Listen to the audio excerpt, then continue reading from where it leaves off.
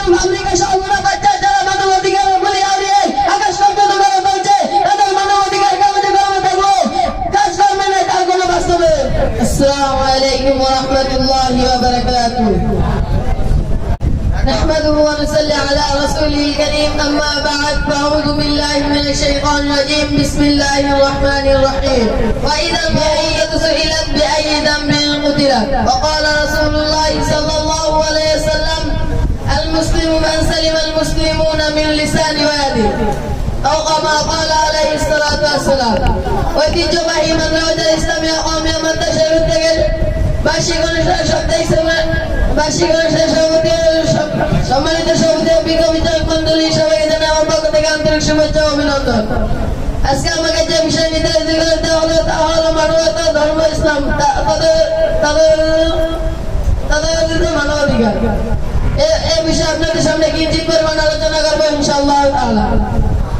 সম্মানিত হাজির, মানবতা ও মানবতার ধর্ম হলো ইসলাম। ইসলাম একটি পূর্ণাঙ্গ জীবন ব্যবস্থা যেখানে একজন মানুষের জন্ম থেকে নিয়ে মৃত্যু পর্যন্ত যাবতীয় অধিকারকে পরিপূর্ণভাবে প্রতিষ্ঠিত করা হয়েছে। একজন মানুষের ব্যক্তি স্বাধীনতা থেকে শুরু করে সামাজিক, নাগরিক, অর্থনৈতিক, রাজনৈতিক এমনকি ধর্মের স্বাধীনতা পূর্ণ মাত্রায় প্রতিষ্ঠিত করা হয়েছে ইসলামে। তাই তো দেখা যায় ইসলাম আগমনের পূর্বে যখন মানুষের জন্মগত অধিকার চরমভাবে লঙ্ঘন করা হচ্ছিল, ছোট ছোট নিষ্পাপ শিশুদেরকে মারি চালাতে জীবন্ত কমানো হতো, তখন ইসলাম এসে কঠিন বিষয় দিয়ে ঘোষণা করে যখন জীবন কমাতিত কন্যাকে জিজ্ঞেস করা হবে কি অপরাধে তাকে হত্যা করা হলো।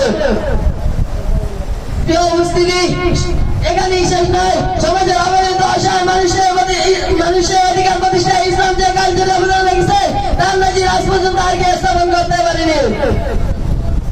নিজের কিনা দাসকে দাস নয় বরং ভাই ও বন্ধু বলে অক্ষত হয়ে গিয়েছে মানবতার নবী মুহাম্মদ সাল্লাল্লাহু আলাইহি ওয়াসাল্লাম। সম্মানিত হাজিরিন, ইসলাম চুরি ও ব্যবসায়ী শাস্তির বিধান দিয়ে মানুষের জন্য আরো মজবুতভাবে প্রতিষ্ঠা করেছে শান্তি ও নিরাপত্তার অধিকার। এক কথা বলতে গেলে ইসলাম মানুষের প্রতিটি ক্ষেত্রে তার ন্যায্য অধিকার প্রতিষ্ঠা করেছে। তারা মানব অধিকারের দেখাই দিয়ে সিনিয়র নিচ্ছে মানুষের বেঁচে থাকার অধিকার, ব্যাপার আছে মানুষের বেঁচে থাকার অধিকার। প্রতিনিয়ত গণমান হাজার হাজার খুন দর্শন আর লুটতরাজের ফলে মানুষের জান ও মাল নিরাপত্তা আজ হুমকির মুখে দাঁড়িয়েছে। নারীর অধিকার নিশ্চিত করতে পারেনি মানব অধিকার দাবিদার না, বরং নবী